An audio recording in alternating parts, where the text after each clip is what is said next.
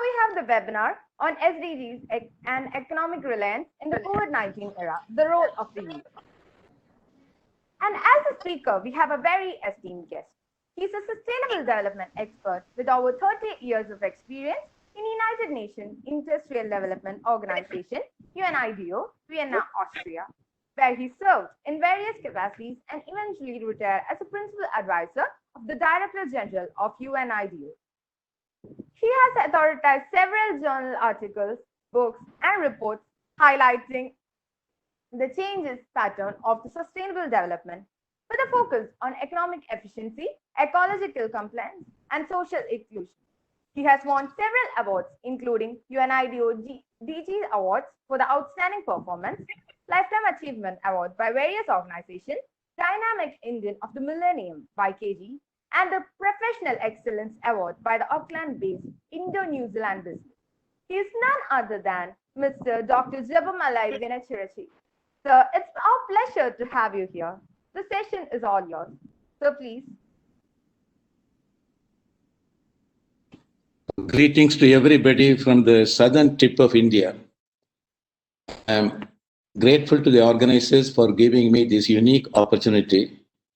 A special word of thanks to my good friend, Professor P.K. Damodaran, who was primarily instrumental for my participation here. I'm equally happy to note that my good friend, Dr. Umkala, former UN Under-Secretary General and former Director General of United Nations Industrial Development Organization, graced the occasion with his esteemed presence. Due to some technical snag, I very narrowly missed his speech. I'm sure the organizers will send the recorded one. I will listen to that. The topic given to me is the sources of resilience to be picked up by the youth. Can you just present my PowerPoint presentation? I kindly request a system operator to... yes, it's here.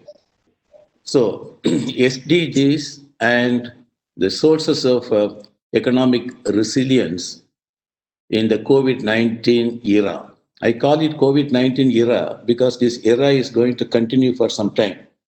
There is no sign of this era ending in the near future. Like the Stone Age, Iron Age, Carbon Age, and Green Age, now we are living in the COVID-19 era, COVID age. So what is the role of the youth? When I visit some campuses, institutions, I see in a depressed, oppressed, suppressed mood.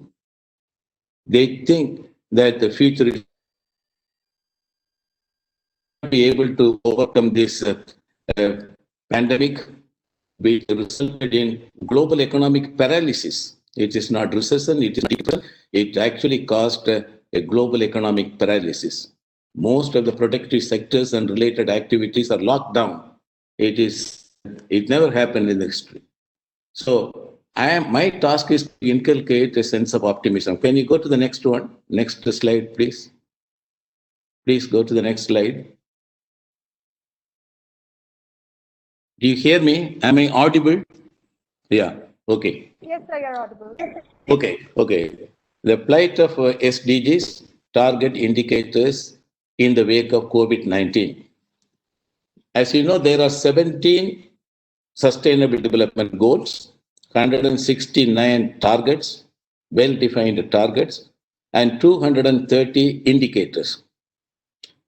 Using those indicators, if you reflect on what happened to the targets and the goals in the last 8 months, it is really very disturbing, very, very disturbing. We are not able to make progress towards achieving the envisaged targets, and achievement of these goals looks as a utopian aspiration because of the ramifications triggered by COVID-19. But when you look at the lessons we learned from the past, you will definitely inculcate a sense of optimism. It is important to always to make optimistic claims about our ability, particularly the ability of the young boys and girls to overcome anything. When the wind blows, The pessimist will say the wind will destroy everything. Say the wind will bring a new change. It is actually bringing a change. Moving towards the new normal. There is a transformative shift. There is a transformative shift from old normal to new normal. COVID came not from nature, it came because of our misbehavior with nature. Now we are shifting towards a high quality of living. Unfortunately, within a short period, people seem to get themselves acclimatized to this. This is the good part of it. In life, each challenge is an opportunity. Our personal and professional response, particularly the professional response of young boys and girls, to convert challenges into opportunities and opportunities into sustainable sources of wealth creation is a discovery process. We are going to reflect on viable avenues of discovering that process today. The new normal also shows that it's time for change. Youngsters will have to be not part of the change, they themselves be the change of the current transformative shift from quantitative increase to qualitative improvement. So let us try to see to what extent we can make optimistic claims about SDGs amidst a somber context. And what is the role of the youth? Please go to the next one. Next slide, please. Okay, thank you. I would like to spend some time to reflect on how the world economy recovered from series of crises in the past. Let us start from the 1930s Great Depression. It started in the US in 1929, and the recovery commenced only in 1933. Now, in economic terms, what we say, if there is a cyclical downturn in economic activity, we don't call it immediately recession. Recession means the decline should continue for several consecutive months, at least 3 months or 4 months. So, recession is in place. We know that. It's happening in the last 8 months. If it is continued for several years, then it is deep depression. It's called depression. Great Depression of 1930s happened. It started in 1929, 30, 31, 32. Only in 1933, the American economy recovered. So what happened? How did we recover from that? It's important to learn lessons from the past interventions governments made in order to pull the economies out of depression. So during the Great Depression of 1930s, America used the entire economy, American economy, as a Keynesian laboratory. The famous economist John Maynard Keynes suggested many interventions. So they just strictly followed that. It's a very simple, it's all gravitating in and around a very simple intervention, major intervention of pump priming, pumping more money into the economy. He said, give more money to the people. Let people be armed with money. When they are armed with money, their desire and want will be backed by purchasing power. When the desire is backed by purchasing power, it will be translated into effective demand. When the goods and services grows, automatically there will be supply response from the firms. Then employment opportunities will be created, income opportunities will be created, and then there will be recovery and there will be prosperity. This precisely happened because of pump priming. And now today, if you relate what happened in the 1930s to what is happening now, I would say it adds a lot of practical meaning. Universal basic income. Universal basic income entails unconditional transfer of money every month to the poorest of the poor. When their wants are backed by purchasing power, that will be translated into demand, and demand will serve as a stimulating factor to stimulate recovery and development. So many people question whether should we really implement this universal basic income. It just to transfer unconditional and just to make unconditional transfer of money regularly without telling that part of the money should be used for productive purposes. So we are handling this crisis for the people who are actually living below the poverty line using this universal basic income. believing that when their desire is backed by purchasing power, that alone will serve as a potential source of resilience in the economy. It is not charity. It is not an act of charity. It is indeed an act of human justice. Then let us go to the next crisis, 1973, the first oil shock.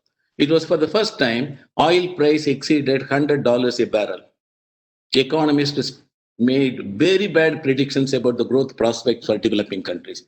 Everybody said, it is no single exception. Everybody said the growth prospects of developing countries will be completely doomed. It depicted a very bad picture about the future of developing countries, just because the oil price went up. In fact, it was only after the first oil shock and second oil shock, many countries, many developing countries emerged as newly industrializing countries. Republic of Korea, Taiwan province of China, Indonesia, Malaysia, they all emerged as newly industrializing countries after the first oil shock. And it was after the first oil shock, we realized the importance, the need for enhancing energy efficiency by changing the pattern of energy use. I still remember when I was working as a college lecturer in Nagarkovil, near Kanyakumari, at the southern tip of India. I started my career there. I had a Lambretta scooter of 1950s vintage. And that Lambretta scooter covered only 7 kilometers per liter of petrol.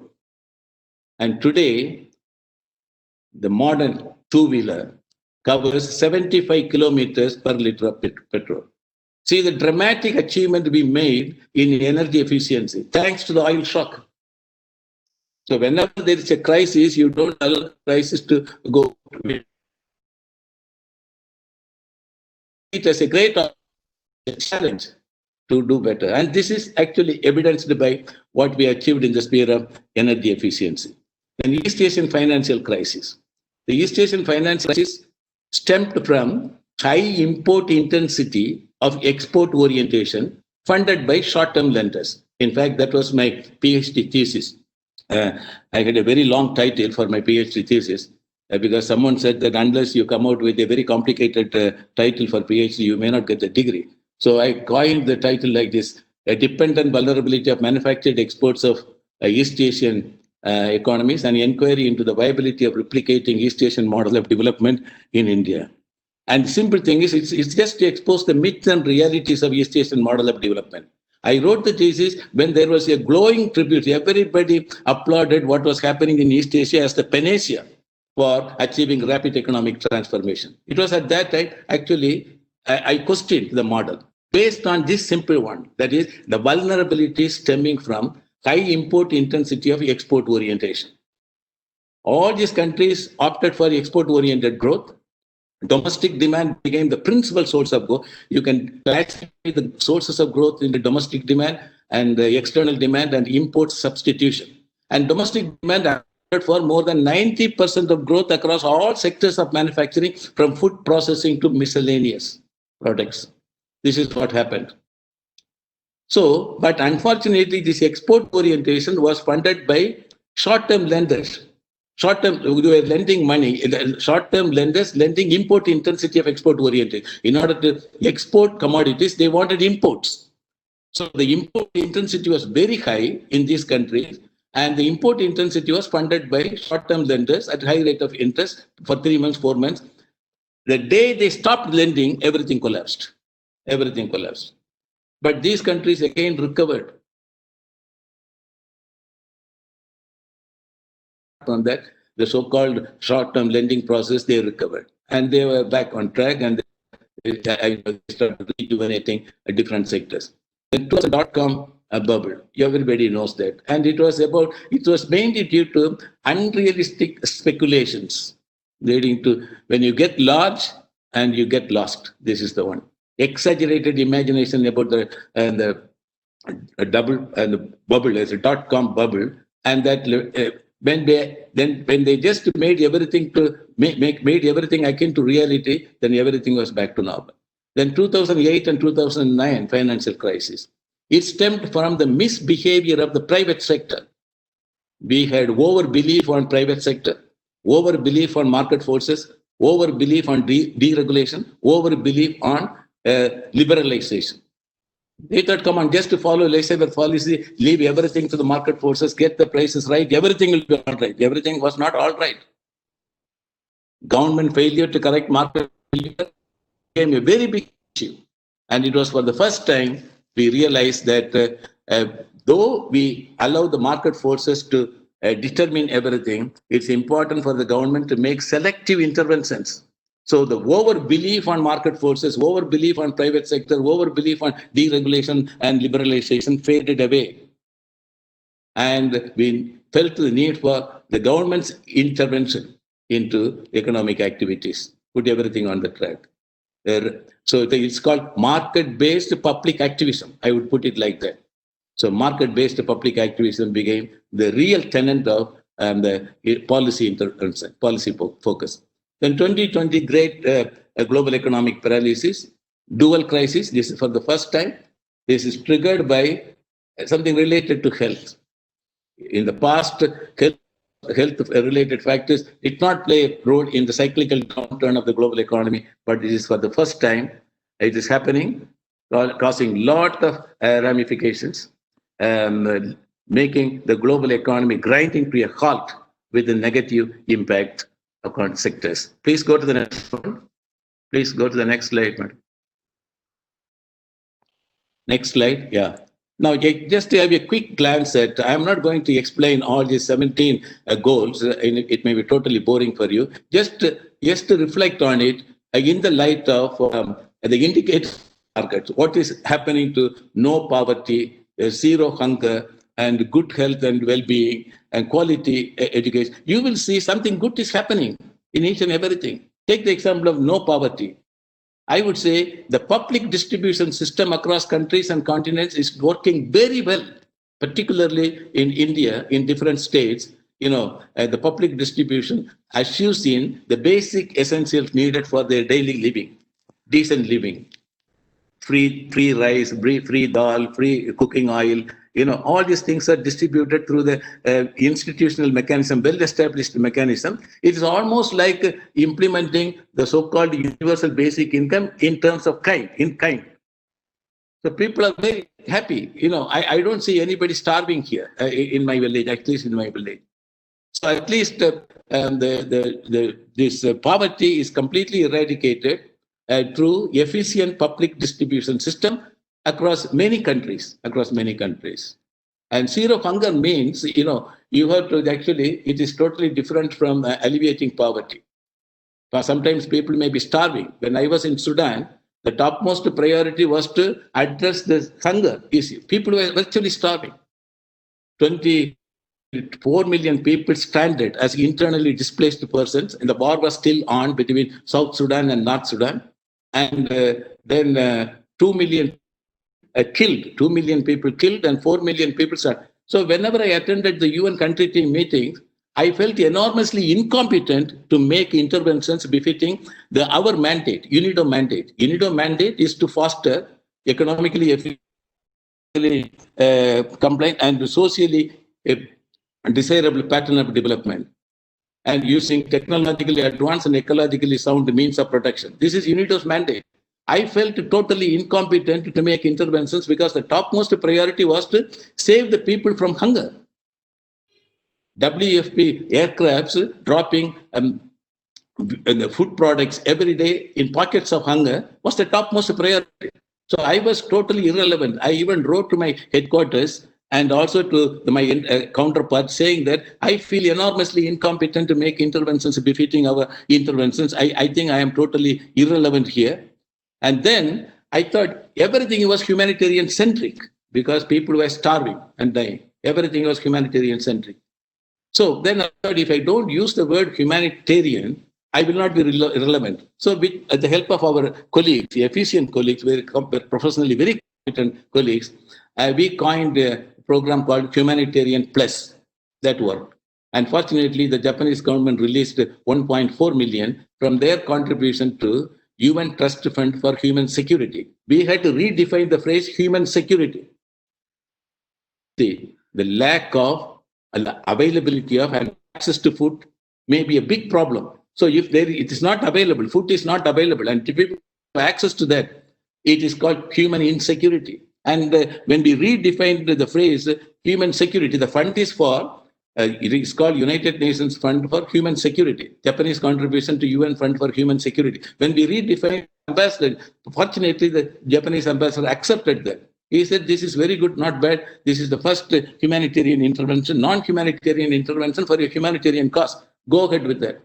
To make the long story short, actually 4 years, nobody wanted to look at us, actually. And nobody, they took UNIDO for granted. When they heard about the impact and compact of the program that we implemented to address the related issues, World Bank sent a team and they conducted a survey. You can Google that document, community-based development projects in Sudan, lessons learned. Right? And in that document, they say what UNIDO does is the best model for post-conflict recovery and development in terms of sensitization, target beneficiaries, tangible impact, local empowerment, and sustainability. And then European Union funded $12 million to replicate the same in other parts of the country.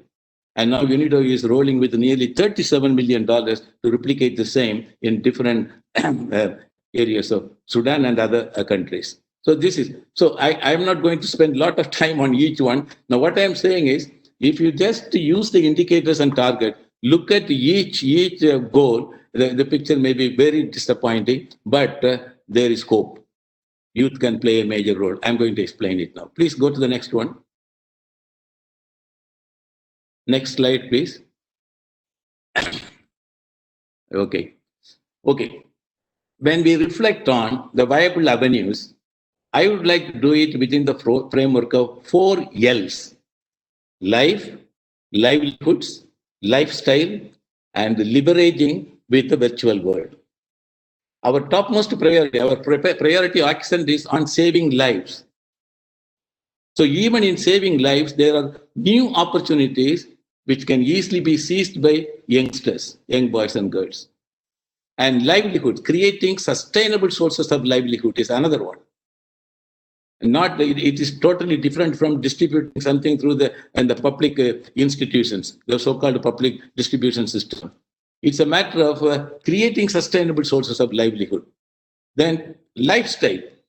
Now we are all exposed to new lifestyle and new mode of living. There are so many new opportunities emerging, and which can serve as and to recover and rebound. Then leveraging with the virtual world. The youth has the major role to play. Everything is happening in the virtual world. Virtual world is not capturing everything. You take the example of online courses being conducted by schools and colleges. It is not capturing. There is a lot of fun in learning through campus learning. But it's not capturing everything. But more than 85% of all that is required for effective learning is definitely captured by online learning. What is going to happen is all the young boys and girls will be exposed to what is called open innovation and value creation network. If you have the enhanced adaptive capabilities and skills to use modern technology and to commercialize new knowledge, you really participate effectively in the global value chain. Please go to the next one. Go to the next one. Next slide, please. I hope. Okay, good. Sources of resilience. So that's the reason. It's okay, no problem.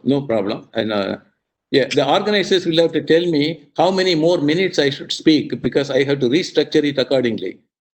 And I'm supposed to wind up it at 6 o'clock. We have 7 minutes to 6. So how many more minutes can I speak? Can the moderator kindly tell me, so that I can restructure my presentation accordingly?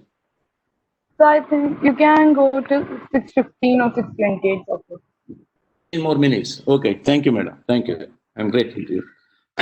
So this one I already explained. The public distribution system to meet basic needs is a source of resilience now. Nobody can deny that. Then boosting the immune systems through the use of traditional knowledge and medical practices. This is becoming very, very, very popular, particularly in my state, Tamil Nadu. I know a friend of mine is running a big hospital. It's called Nurul Islam Medicity.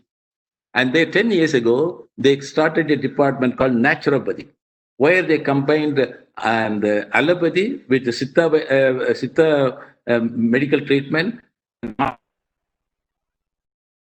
and traditional medical practices based on medical practices. Now, combining all these things, 10 years ago, they never expected that one day COVID patients would be admitted there. Now they converted the girls' hostel into an isolation center, and all COVID patients are treated using Siddha, Ayurvedic, and homeopathy medical practices, and which are mainly aiming at boosting the immune system. And I'm very happy to inform that not even a single COVID patient died there. And not even a single patient, a COVID patient, transmitted his disease to anybody else. It did not happen. And it's well known for this. So, the boosting the immune system is a new source of resilience in the context of COVID-19. And people are making capital out of that. You know, two friends, I can just give that example. Now, people are using Moringa powder. Moringa powder, because of its nutrition content, high iron content, and vitamin C, it serves as a very good boosting system. It's boosting the immune system very well. If you take one pill, and there's a huge demand for Moringa-based leaf, Moringa powder, Moringa oil, Moringa seeds, everything. They are all used for medicinal purposes. It is boosting their image, like immune system, like that. Globally, the demand is growing at an average annual rate of nearly 14%. And the market is to the tune of $10 billion. And the supply response is only to the tune of 30%. There's a gap of 70%. Of course, this should be based on biodynamic organic agricultural practices. If there is an element of inorganic component, then you will get border rejection. You cannot export. Two friends, highly qualified. One person is an IIT gold medalist. He worked across countries and continents, and he went to foreign countries. He abandoned everything, came back to his village. Now he converted 200 acres into a Moringa farm.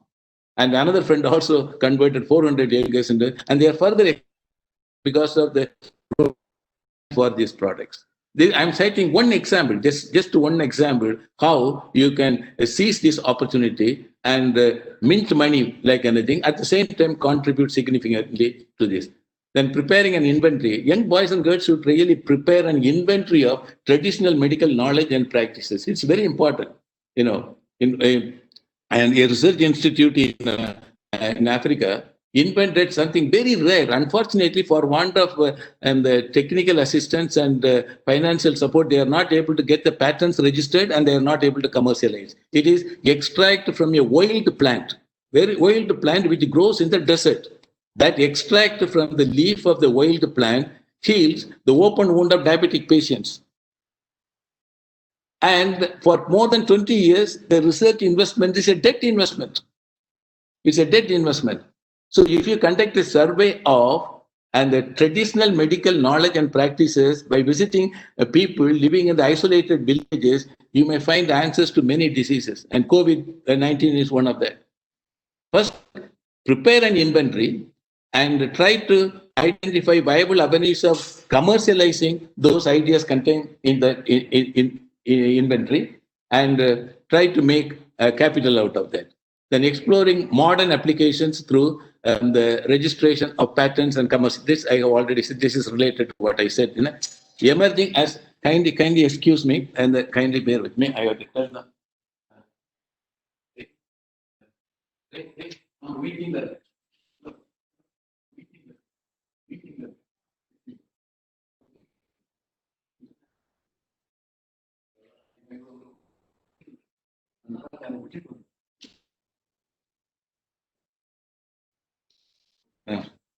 I beg to be excused.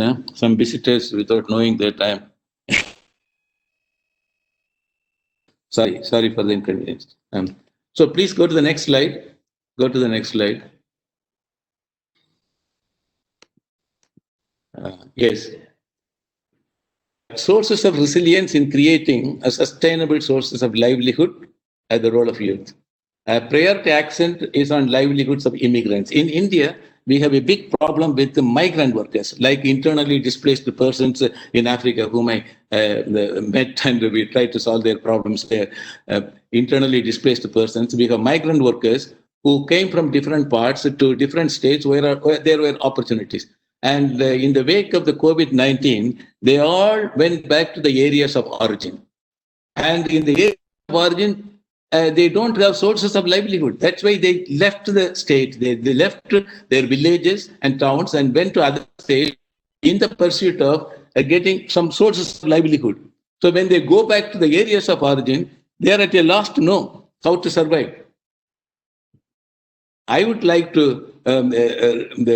suggest what we experienced in Sudan.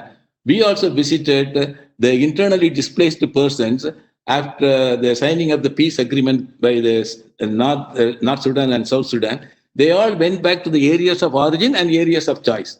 So we went there and conducted a very simple survey. We just asked them to list their priorities. We just asked them, what are your priorities? Priority number 1, we want to own a piece of land. Priority number 2, we want international organizations and NGOs to assist us, help us to cultivate the land, increase agricultural productivity, reduce post-harvest losses, and get into some type of semi-processing activities, and further processing into final products for the local market and the national market and the regional market, and also for the export market. So then we captured a niche from that. So it's very good. All that they need is a piece of land. We negotiated with the villages, as the chairman of the village, each village decides there. That's a system they have, and get into some type of land reform. So each farmer, each household was given a piece of land, 2 acres of land, 3 acres of land. Then we made interventions. We established factories to fabricate improved versions of traditional agricultural tools. Traditional agricultural means to cultivate and increase agricultural productivity. And to make the long story short, this intervention eradicated extreme poverty in 147 villages within 3 years. I think this sequencing of this is very important. In responding to the priorities indicated by these migrant workers in the areas of origin where they want to have some livelihood, I think this is a very good example. Provide them with a piece of land, render technical assistance and business support services, and create sustainable sources of livelihood for them. Then making households industrious. See, before the first industrial revolution, it was the household sector which responded to growing demand for services. There were no factories, no firms, no workshops, nothing was there. But the demand for goods and services was growing. Then the household sector responded. So that's called industrious revolution. Now what is now happening is the neo-industrious revolution. Now the household sector is participating effectively in the local value and in the global value chain also. In my town, all the bakeries, they don't bake, they are not running factories to bake things, but they are subcontracting the production of these products to the households. The household sectors produce and they collect it and sell it through their shops. This is what is happening. So the household sector is really participating in this. And then I know one guy living in Lagos, and he's producing a rubber-based non-automotive component for aircrafts. He's exporting that. So if you have the enhanced adaptive capabilities and skills to use modern technology and to turn out products complying with international standards and quality control norms, you can really participate in the global value chain, as evidenced by the example I gave from Lagos and in other parts of Africa.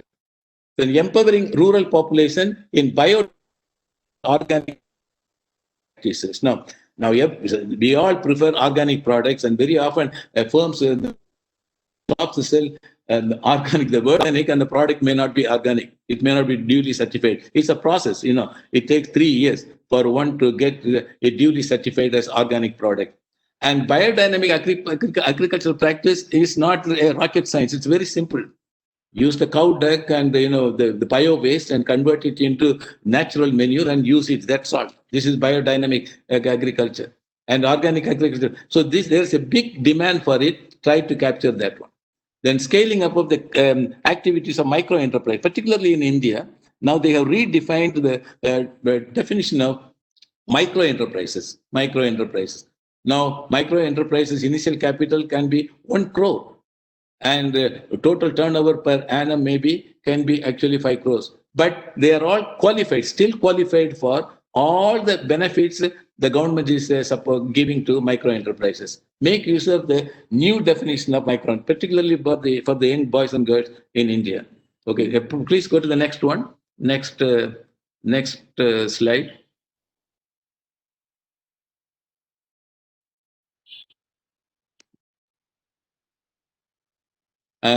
Sources of resilience in the new style of living and mode of working.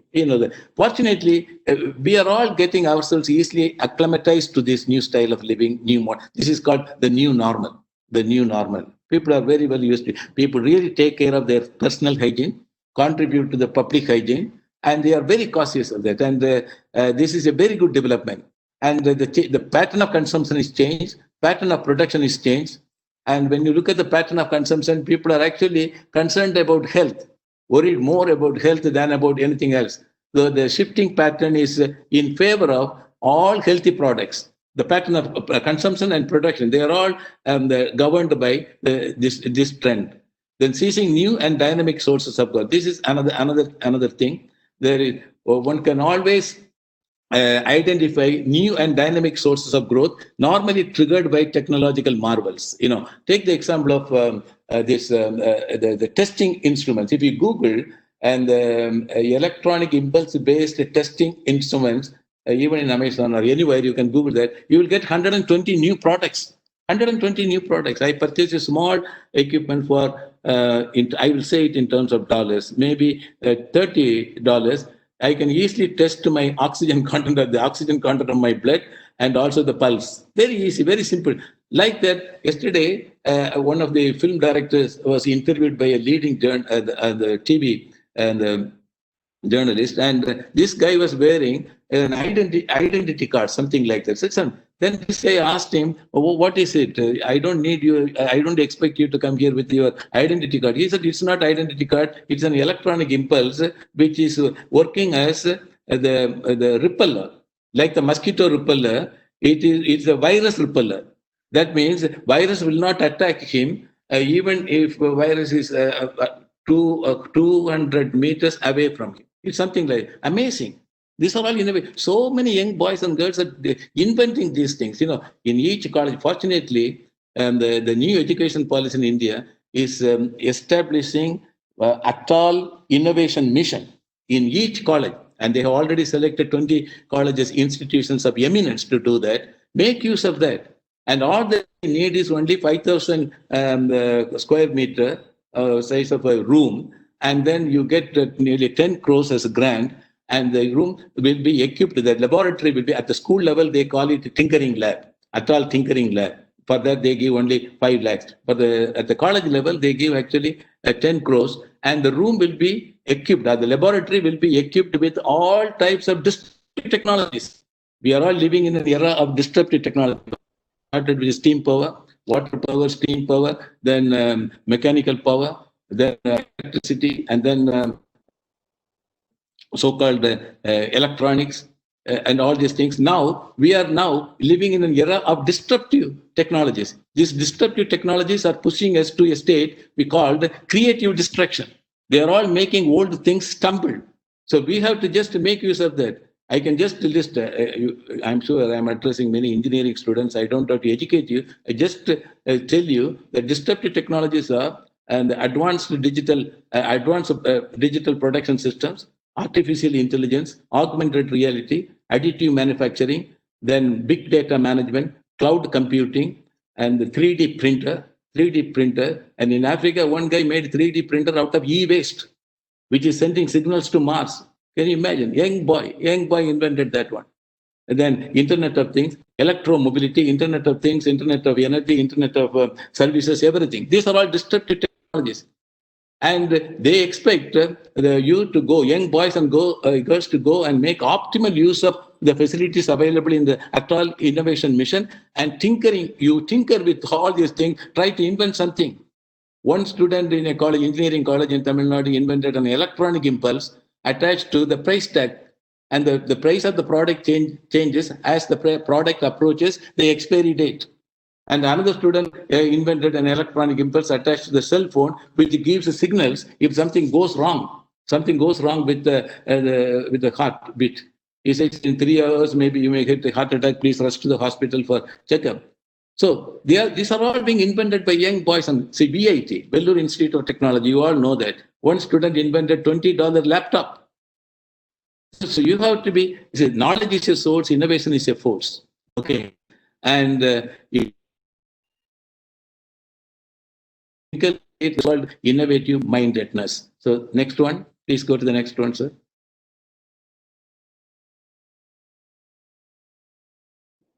So when you have the innovative mindedness, you will see, so you will create new and dynamic sources of growth. This is what I meant. Next slide. Yeah. Kindly. Are you at it? Okay. Okay. I would like to just reflect. I had a list on sunset industries and sunrise industries. Here, I would like to present only the sunrise industries here for the youth to pick up. Digital products, structured knowledge, and gig economy. That means you may not get a permanent employment at all. Then stock market investing, it's booming. I mean, it's a very depressed state of affairs. Many are making speculative gains. Lot. People who are playing with the stock market are minting already. There are very good reports about the way young boys and girls make speculative, guesstimate and estimated, make money out of that. Home gardening, you don't have to do that. There are companies doing it. You have to pay a small amount, and your terrace will be converted into home gardening. It's becoming a very big business opportunity, and electronic impulses are attached to that. It will automatically water. Occasionally, you have to go and clean and pluck the fruits and enjoy. Okay, online coaching, teaching, you know that everywhere it is happening. Alternate energy. Okay, Professor Damodaran is here. I'm sure he's the guru, and he will explain everything about the alternative sources of energy. Even we are making the energy out of waste. And I used to say waste is not a waste until it is wasted. And once I happened to prepare a speech for my former boss, Dr. Kante Umkala, who was the keynote speaker during the inaugural session. And I titled the speech as WWWW, that convert water, wind, and waste into watts and watts into wealth.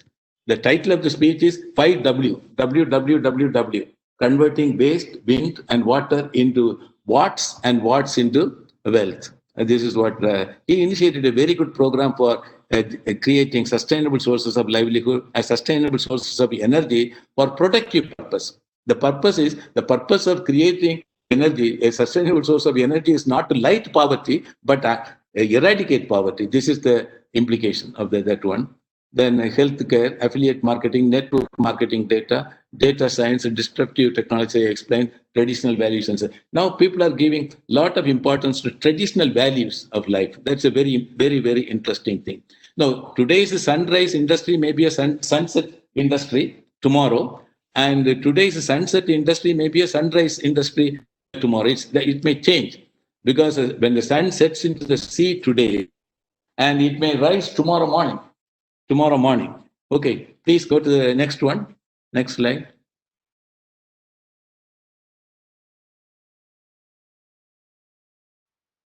I will wind up in 5 minutes, if you could. Okay. These are all the things. So these are all, I would say, 3 L's and 3 C's are the real sources of resilience the youngsters should acquire. That is linking, leveraging, and learning. 3 L's. And connect, comply, and compete. Linking means somehow you establish your link with dynamic sources of growth, which are very often across the border. You establish your link. Having established your link, you leverage your capabilities and skills. You are blessed with several capabilities. I am sure you have several skills. Leverage those skills and capabilities with those dynamic sources of growth. And in that process, learn. Learn to do what? Learn to invent something that befits the country's specific context. That is the idea. Then 3 C's are somewhat related to this. Connect yourself with the external market. And when you want to penetrate the external market to sell your skills, comply with the international standards and quality control norms. And that means you reduce your distance to the frontiers of best practice. I always say that, you may not be able to reduce your to the frontiers of best practice within a day. At least know your distance. Minimum is to know whatever you do, you should know your distance to the frontiers of best practice in the world. And then try to identify viable avenues of reducing that distance to that. Many, whenever the company, software companies visit engineering institutions, they recruit students at random, campus recruitment, chemically. All types of engineers are recruited for software. On day one, they are not operational. They are not operational. Institutions very often prepare them for entry into employment and not for employment. Only after having undergone a 6-month intensive training program, they become relevant there. This is what is happening there. So with the 6 months the training program, they all emerge as software engineers. But many, I have seen, my own relatives working in the States, many somehow want to make use of what they studied in the college, engineering college. They want to combine it. 6 years or 10 years of software experience in software engineering, they want to combine it with what they learned. And this is called professional intellect. If one is able to combine it and get a coveted position, many are doing it. Chemical engineers are now working for big transnational corporations engaged in the production of food products. Original degree was chemical engineering. So campus recruitment took him, pushed him to software. Of course, he emerged as a program. Then these combined both, and then he emerged as what's called professional intellect. So try to make use of that. And one day you all should emerge as professional intellect by combining what you learn in the college and also combining it with the opportunities you get from a totally different type of companies. So comply with international standards in whatever you do, and you will compete successfully. I would say these are all the key sources of resilience youngsters should look for to thrive in an internationally competitive environment. In an internationally competitive environment, it is not the question of the survival of the biggest or smallest, but the fastest. Only those who keep pace with the rapidly changing facets of processing, design, and marketing will survive. Others will fall apart. Please go to the next one. I think this is the last slide, I believe.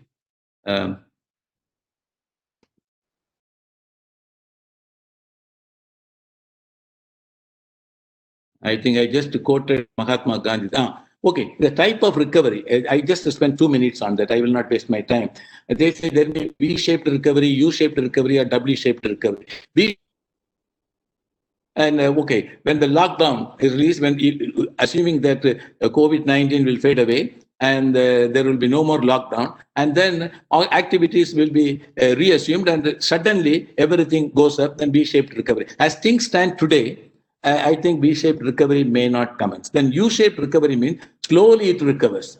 And W-shaped recovery means economy is responding to intermittent recurrence of the COVID-19. Intermittent, it's happening. In some places it is reducing, suddenly it goes up. I know. So it has to respond to that. So this is V-shaped recovery. But in the past, the focus was on investment and consumption. In the past, whenever the economy was in a depressed state, the interventions focused on investment and consumption. But now the focus is on research and innovation. Research and innovation to discover new and dynamic sources of growth. Please go to the next one. Go to the next one. I think that's the last one. Now, I just quoted Mahatma Gandhi. He said the change is inevitable, and the development process is an ongoing process with the constant injection of changes and rapid, revolutionary, and complete changes. And Mahatma Gandhi said, "You be the change. When you be the change, you will get the future you want." What is the future we want? Sustainable development goals to foster healthy pace of economic expansion with the priority action on economic efficiency, ecological compliance, and social inclusion. This is we want. And this will happen, and the youth to play a major role, using knowledge as a source and innovation as a force. And then youth to be optimistic and realistic and adjust accordingly. If you follow all these things, definitely, and if you be the change, then you will get the future that you want. Thank you very much. Thank you very much. I'm really grateful to the organizers for the great opportunity. Thank you, sir. Thank you so much. So, guys, do you have any doubt or anything to ask him? If you have anything, you can put that in the chat box.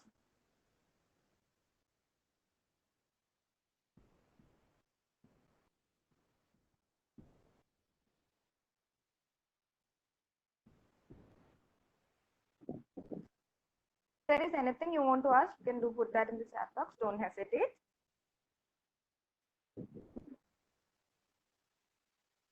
In the chat box. Renitata, can you please put that there? Guys, do fill that. I'll be sharing the Just to feedback make form in sure a there would be moment. And the Okay. feedback form is exclusively for this session. I would just like to add that. The feedback form is just for this session only.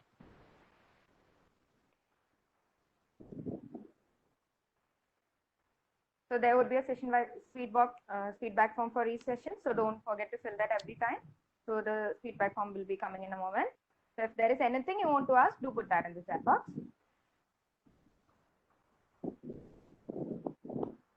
I have posted the feedback form for this session in the chat box.